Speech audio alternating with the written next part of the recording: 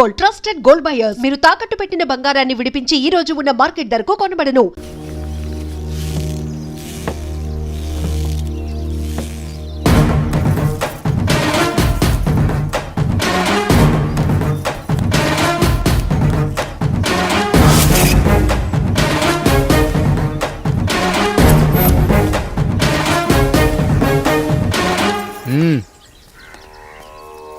నమస్కారం అయ్యా.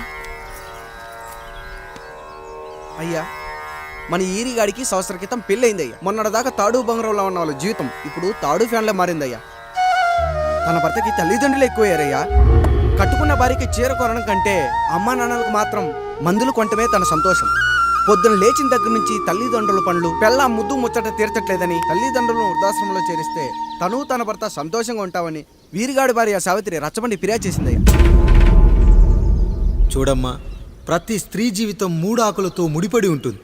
పెళ్లిల్లో మావిడాకులు, శోభనం గదిలో తమలపాకులు, ఆ తర్వాత భర్తతో విడాకులు. మావిడాకులు గుమ్మానికి కట్టొచ్చు, తమలపాకులతో కిల్లీలు కట్టొచ్చు, కానీ విడాకులతో కాపురాలను కట్టలేమమ్మా, కట్టలేము. నన్నేం చేయమంటారు? నాకంటూ కోరికలుండవా?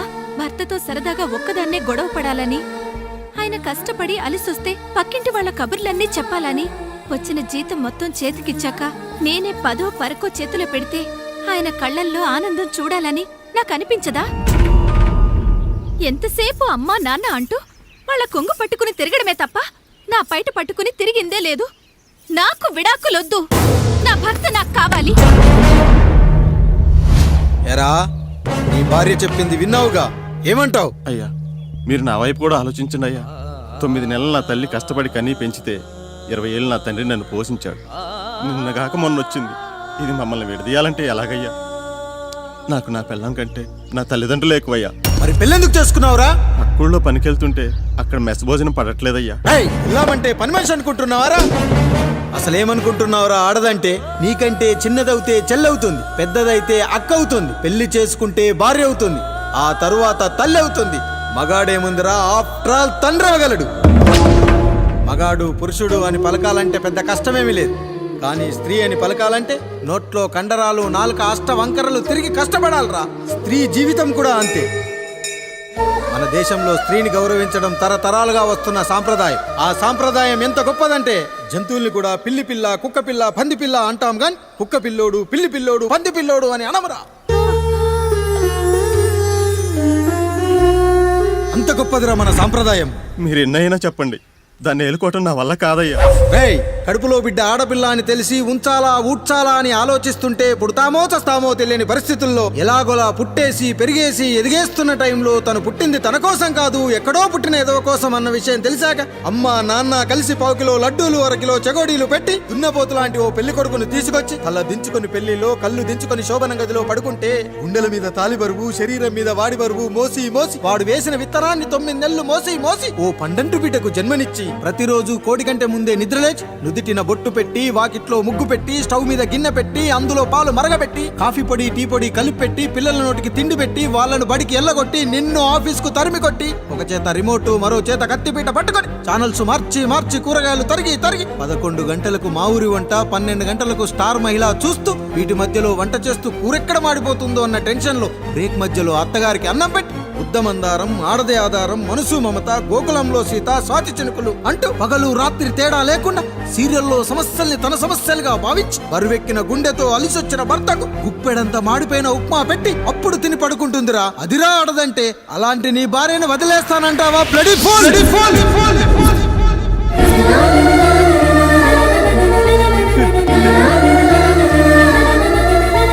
ఒక గుక్కలో ఆడదాని గురించి చెప్పాలంటే నాకు 3 నిమిషాలు పట్టిందిరా. 3 ముళ్ళేసిన నీకు ఆడదాని గురించి తెలియాలంటే ఎన్ని జన్మలెత్తాలరా?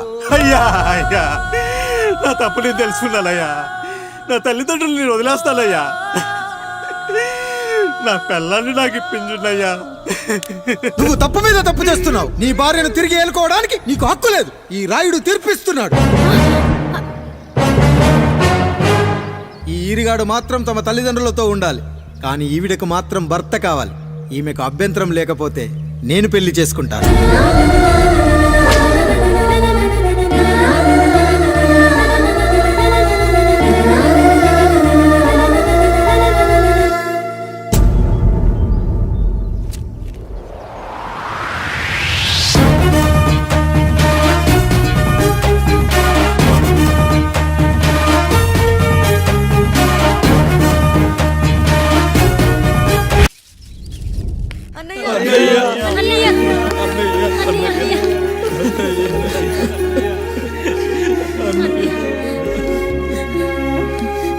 రాత్రి చాలా భయం వేసిందనయ్యా. ఇప్పుడు మమ్మల్ని వదిలి వెళ్ళకన్నయ్యా. రాత్రే కదరా మనం అందరం కలిసి పడుకున్నాం. ఎప్పుడో రాత్రి చూసామన్నయ్య, నిన్ను చూడకుండా ఒక్క అరగంట కూడా ఉండలేకపోతున్నా. నిన్ను చూసి చాలా రోజులైనట్టుంది అన్నయ్య. రాత్రంతా ఎక్కడికి వెళ్ళావన్నయ్య? అసలు ఎక్కడికి వెళ్ళారండి? ఇంట్లో దోమలు కుడుతున్నాయని అలా పక్కనే ఉన్న గడ్డివాం దగ్గర పడుకున్నా. మన రత్తాలు వాళ్ళ ఆయన ఊళ్ళో లేడంది. సరే అని తను తోడుగా తీసుకెళ్ళా.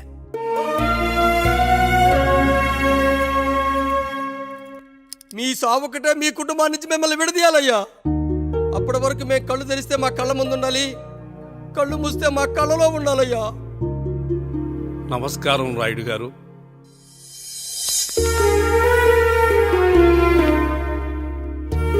నమస్తే. ఏం జడ్జి గారు ఎప్పుడొచ్చారు? ఇప్పుడే. రాయుడు గారు, మీ కుటుంబం గురించి వినడమే గాని ఇప్పుడే చూస్తున్నాను. ఒక్కసారి మీ కుటుంబ సభ్యుల్ని నాకు పరిచయం చేయండి రాయుడు గారు. వాళ్ళు నా తమ్ముళ్ళు.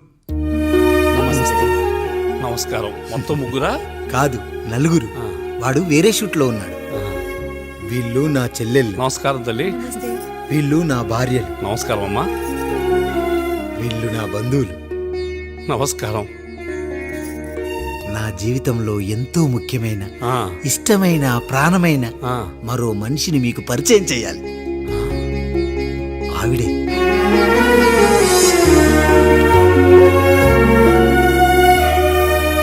నమస్తే తల్లి. ఆవిడ మా పని మనిషి. ఆ? తను వాళ్ళ అమ్మాయి. నాకు కూతురు లాంటిదే. ఆహా.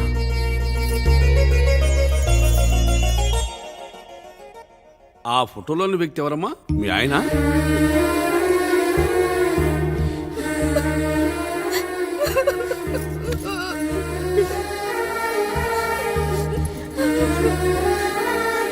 చనిపోయారా? అయ్యో లేదండి. ఎక్కడ పడితే అక్కడ, ఏది పడితే అది వాగుతున్నాడని పోలీసులు నగర బహిష్కరణ చేశారండి. మళ్ళా ఎప్పుడొస్తాడు? నెక్స్ట్ సీన్కి వచ్చేస్తాడండి. ఈ అనుబంధాలు, ఆప్యాయతలు చూసిన తర్వాత నాకు ఒక కోరిక కలుగుతుంది రాయుడు గారు.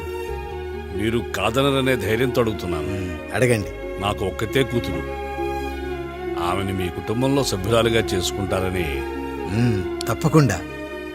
నా భార్యలకు అభ్యంతరం లేకపోతే తనను నేను పెళ్లి చేసుకుంటా.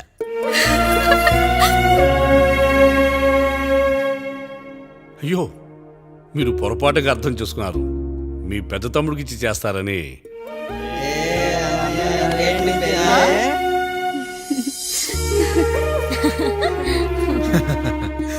తప్పకుండా తప్పకుండా ఒక మంచి రోజు చూసుకొని మీ ఇంటికి అమ్మాయిని చూసుకోవడానికి వస్తాం. ధన్యుణ్ణి రాయుడు గారు, ధన్యుణ్ణి. రండి రండి రాయుడు గారు. మీలాంటి పెద్దలు మా ఇంటికి వచ్చి మా అమ్మాయిని మీ కోడలుగా చేసుకోవటం. ఇంకా రాయుడు గారు ఏంటి బావగారు? బావగారు అని పిలవండి. సంతోషం. రండమ్మా. త్వరగా అమ్మాయిని పిలిపించండి. మా వాడు అసలే ఆగలేకపోతున్నాడు. మా వాడు చిన్నప్పటి నుంచి అంతేనండి. కక్కొచ్చినా ఏమొచ్చినా ఆపుకోలేడు. త్వరగా మీ అమ్మాయిని పిలిపిస్తే ఆ కళ్యాణం ఏదో చేసేద్దాం. అమ్మా జయమాలిని, అమ్మాయిని చూసురా.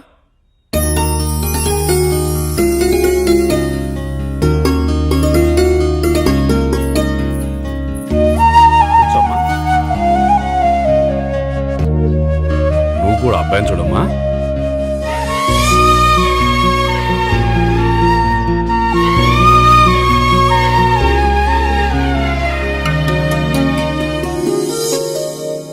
మా అమ్మాయి అని చెప్పుకోవడం కాదు కానీ అసలు ఈ కాలపిల్ల కాదు బావగారు. రాత్రంతా బయట తిరిగినా కోడి కుయ్యకు ముందు ఇంటికి వచ్చేస్తుందండి. మళ్ళా ఊరంతా నిద్రలేగిస్తే తప్పుగా అనుకుంటారు కదా. తను తిరిగే స్నేహితుల్లో పచ్చి తాగుబోతులు, తిరుగుబోతులు ఉన్నారు. కానీ ఆ విషయాన్ని తన మనసులోనే పెట్టుకుంటుంది కానీ స్నేహితుల గురించి ఎప్పుడూ చెడుగా చెప్పింది లేదు బావగారు. దీని చిన్నప్పుడే నా భార్య కారు డ్రైవర్తో కలిసి పక్క సందులోనే కూరగాయల మార్కెట్కి వెళ్ళి తప్పిపోయారు. అప్పటి నుంచి ఎంత వెతికించినా మా డ్రైవరు కనపడలేదు, నా భార్య దొరకలేదు.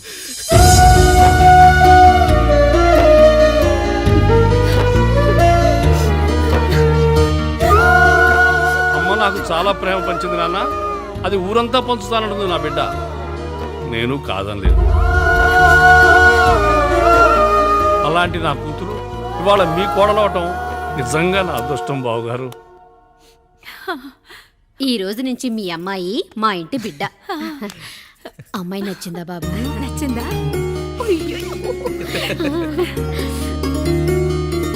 వాడికేం తెలుసు అన్నయ్య గారు, చిన్న పిల్లాడు. ఇప్పటికీ ఆకుని చెవులో పువ్వుని నోట్లో పెట్టుకొని తిరుగుతూ ఉంటాడు.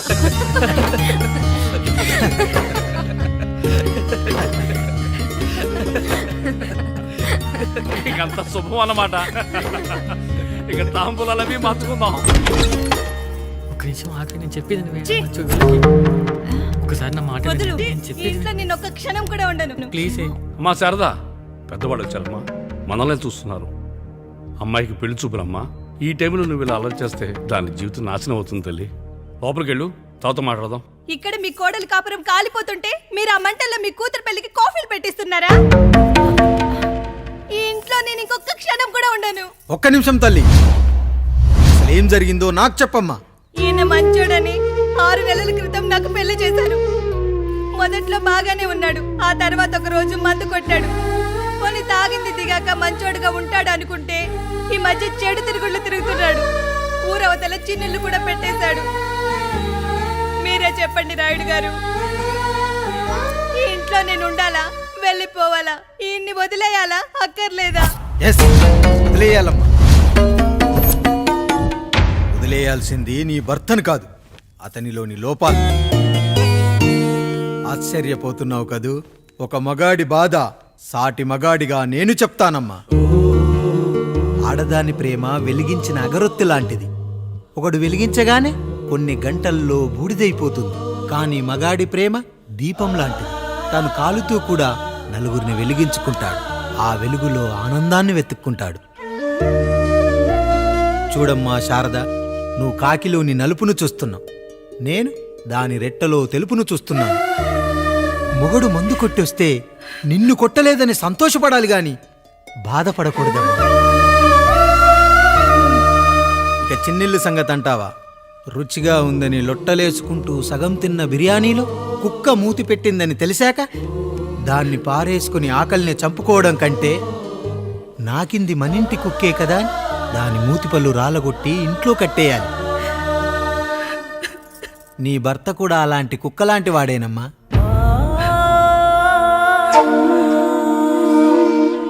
ఆడదానికి వయసొచ్చాక 3 ముళ్ళేసుకొని 90 ఏళ్ల జీవితం గురించి కలలు కంటుంది. అదే మగాడు 3 ముక్కలాడి 90 ml మందేయాలని కలలు కంటాడు. హౌస్లోనికి హౌస్ కీపింగ్కి తేడా తెలియని అమాయకపు జాతి అమ్మా మా మగజాతి. పండగ పూట తినే పాయసం రుచి గురించి మీకు తెలిసి ఉండొచ్చు. కానీ గర్లం కంటే చేదుగా ఉన్న బ్రాందీని కక్కలేక మింగలేక తాగే ఆ బాధ ఒక్క మగాళ్లకు మాత్రమే తెలుస్తుంది. కష్టాల్లో ఓదార్చిన మందును సుఖాల్లో మర్చిపోకూడదని తాగడమే కాని మాకు మాత్రం తాగాలని ఆశుంటుందా తల్లి? చివరిగా ఒక్క మాట, కష్టాలు పొంగల్లో మిరియాల్లా మనకే వస్తాయి, కానీ సంతోషాలు ఉప్మాలో జీడిపప్పులా పక్కనోడుతో ఉంటాయి. ఎదుటివాడి ఉప్మాలో కూడా పనికిరాని కరివేపాకుంటుందని సర్దుకుపోవడమే జీవితమమ్మా. రాయుడు గారు, నన్ను క్షమించండి. రాయుడు గారు, నన్ను క్షమించండి. నా తప్పు నేను తెలుసుకున్నాను. ఈ రోజు నా 2 బిడ్డల జీవితాన్ని కాపాడారు రాయుడు గారు. ఈ శుభ కార్యక్రమాన్ని కూడా మీరే జరిపించండి. తప్పకుండా.